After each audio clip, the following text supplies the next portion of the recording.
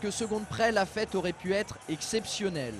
Hier soir, en match décalé de la 26e journée de Ligue 2, la bande à Philippe Brunel menait 2-0 à la 87e minute face au Racing Club de Lens. La rencontre semblait alors pliée, mais en l'espace de 3 minutes, les 100 et or ont réussi à arracher le match nul grâce à un incroyable retournement de situation. Une tête de Maoulida et un but de Veselinovic entré quelques instants plus tôt ont scellé le sort de cette rencontre au sommet. Et forcément, côté angevin, la désillusion était énorme au coup de sifflet final.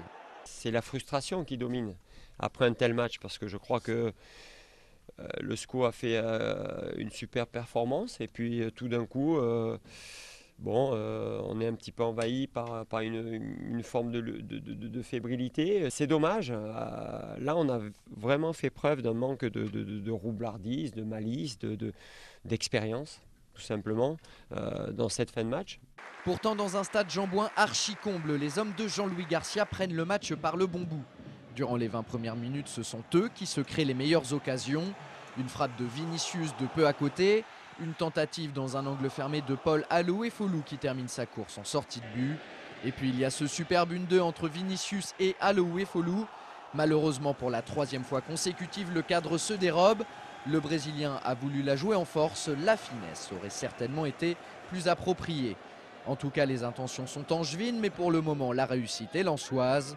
Et les Lensois vont justement essayer de réagir. On dit bien essayer, puisque cette frappe de Milovanovic, c'est la seule occasion des 100 et or dans cette première période.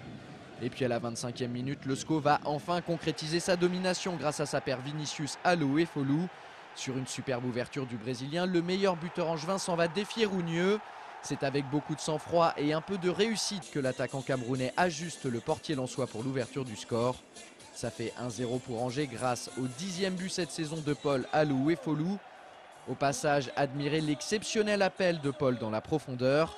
Derrière, le talent a fait le reste. Jean-Louis Garcia peut serrer les poings, son équipe est en train de dominer le leader du championnat. En deuxième mi-temps, les scoïstes vont baisser d'intensité. Résultat, Lens va se créer plusieurs opportunités.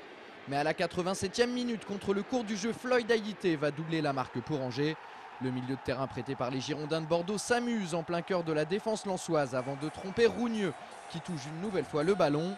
À ce moment précis, tout le monde pense que le SCO vient d'entériner sa victoire. Seul un miracle pourrait permettre aux Lensois de recoller au score. Le problème, c'est que le miracle va bien se produire. À la 89e minute, Maoulida inscrit le but de l'espoir. Le SCO ne mène alors plus que 2-1. Intervient ensuite le tournant du match. Fabrice de Marcolino hérite du ballon dans le camp adverse et tente une frappe impossible. Au lieu d'aller essayer de gagner du temps en s'emmenant le cuir jusqu'au point de corner. Derrière, la sanction est immédiate puisque sur les dégagements de Rougneux, Vignal balance dans la boîte. Le ballon arrive dans les pieds de Demont qui tente sa chance. Padovani relâche et Veselinovic en profite. Score final, 2 buts partout. Le SCO peut s'en mordre les doigts. C'est sûr que le match à 2-0, on pensait que les 3 points ils étaient au bout. Après, je dirais un match de football, c'est jusqu'à la 95e. Là. On a été naïfs. On doit encore apprendre